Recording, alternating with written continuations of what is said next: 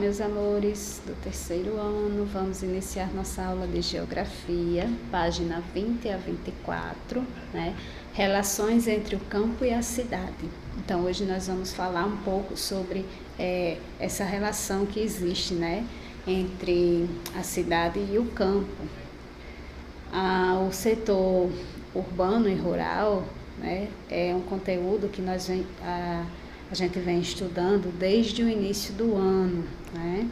Então, assim, primeiro a gente estudou o campo, depois a cidade, o que é que eles têm em comum, e hoje a gente vai ver que relação existe entre eles, certo?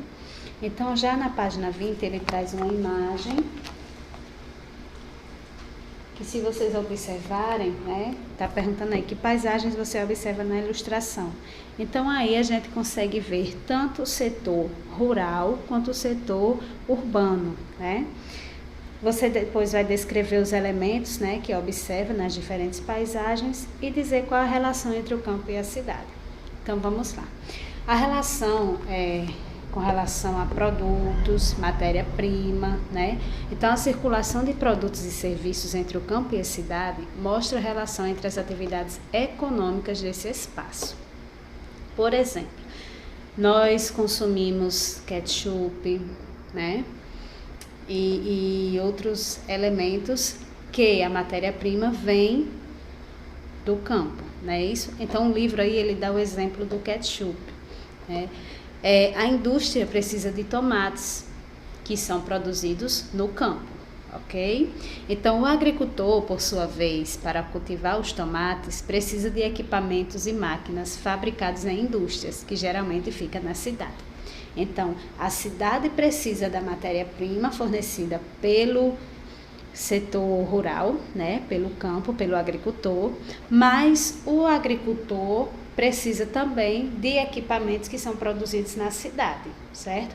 Então, a gente vê aí que é como se tivesse um interesse mútuo, né? Os dois mantêm essas atividades econômicas, né? O campo precisa da cidade, assim como a cidade precisa do campo. De maneira geral, o campo produz os alimentos e as matérias-primas. As indústrias transformam, né, o que é produzido no campo e os produtos seguem para distribuição e comercialização nas cidades. Já a cidade é prestadora de serviços especializados, como ciência e tecnologia. Aí nós temos aí duas imagens, né? A feira livre e um agricultor aí utilizando tecnologias para a plantação dele. Então, o transporte do campo para a cidade, para acontecer nas rodovias, ferrovias e hidrovias, né, dependendo do produto. Então, vai depender, né, de equipamentos, transportes da cidade, né, para poder deslocar esses produtos. Também as grandes propriedades rurais de soja, de milho, de café, laranja, abastecem também o mercado externo, certo? E esses produtos seguem para outros países. Então, o que é produzido no campo não é só para, por exemplo, o que é produzido no interior não é só para a cidade mais próxima, né?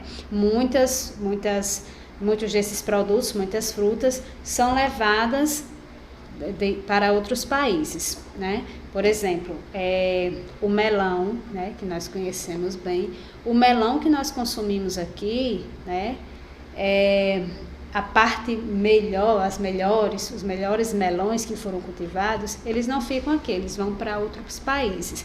Então, esses produtos, né, do campo, eles não abastecem só as cidades mais próximas, né? Eles são enviados também para o mercado externo, certo? Para o exterior. Aí nós temos um esquema na página 22, certo? As novas tecnologias para o mercado, né, para o trabalho no campo, favorecem o setor da economia denominado agronegócio. Então, essas tecnologias que vão para o campo para ajudar o agricultor a desenvolver o seu trabalho é chamado de agronegócio, certo? Incluindo grandes e pequenas propriedades rurais. A agricultura familiar abastece a população com alimentos que são consumidos diariamente. Em média, 70% dos alimentos que chegam à mesa da população são produzidos pela agricultura familiar. A agricultura familiar, aquelas propriedades pequenas, né, propriedades rurais pequenas, onde a família trabalha para cultivar, né, determinados alimentos. Então, 70% dos alimentos que chega para a gente, né, é produzido por essa agricultura familiar. Por quê? Porque os outros 30%, né, as propriedades maiores, elas cultivam geralmente para indústrias, né? Geralmente é só um produto, por exemplo, o esquema que tem aqui que eu vou mostrar daqui a pouco, sobre o ketchup, né? Então ele vai produzir só tomate, porque ele vai vender para uma indústria que vai fabricar o ketchup, certo? Já essas pequenas propriedades, elas tendem a produzir produtos variados, né? São frutas variadas, são verduras, legumes, que abastecem as cidades, né? As feiras livres, que chegam até a nossa mesa, ok? Então, no esquema aí, primeiro nós temos o agricultor, né? Estão colhendo os tomates, colocando em caixas e abastecendo o transporte, que vai levar os tomates para uma indústria. Nessa indústria, os tomates vão ser transformados em ketchup, que vai ser consumido, né, na cidade. Tem aqui uma barraquinha de hot dog, onde o ketchup é bem consumido, né? Então, tem aí todo o processo. Cultivo, né? Lembra dos setores que nós falamos na aula anterior? Então, esse aqui seria o setor primário, certo? Que ele está produzindo. Secundário, que transformou a matéria-prima em um produto. E aqui seria o terciário, certo? Onde está comercializando. A página 23, ele traz um pequeno texto, né, para você refletir, e traz uma questão aí. Explique com suas palavras, né, o texto a seguir. Aí tem uma imagem de umas cenouras e diz o seguinte: se o campo não planta, a cidade não janta. Se o campo não roça, a cidade não almoça. Então, com suas palavras, você vai explicar essa frase aí, certo? Que é o que a gente já estava comentando, né? Os produtos que nós consumimos, né, são, ou a gente consome como frutas, verduras, como vieram, né, do campo, o campo produziu para a gente consumir, ou foi transformado em produtos industrializados para o nosso consumo, certo? A página 24, que é a que finaliza o conteúdo de hoje, tem o seguinte aí, tem duas questões, né? Então, a questão 2 diz assim: complete o esquema a seguir, que representa a relação entre o campo e a cidade, preenchendo os espaços em branco com exemplos de produtos e serviços.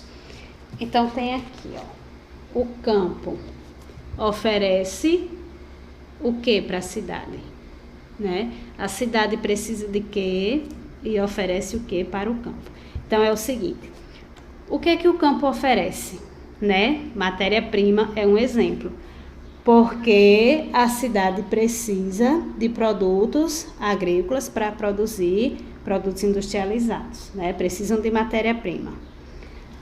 A cidade oferece investimento, maquinário, tecnologia, porque o campo precisa, né, de produtos industrializados para desenvolver melhor o seu trabalho, ok? Nós já falamos aqui em uma das aulas sobre essa transformação que já aconteceu na agricultura e na pecuária, né? A questão da industrialização, do maquinário, né? O trabalho que antes era feito por uma pessoa, hoje é feito por uma máquina. Então, isso aí é oferecido ao campo pela cidade, certo? E no 3, você vai representar por meio de desenho as etapas necessárias para a produção do suco de uva, considerando o setor primário, secundário e terciário. Como assim? Vamos lá. Setor primário, lembra que é quando o agricultor produz a matéria-prima, então aqui você pode desenhar a coleta da uva. O agricultor está coletando a uva, certo?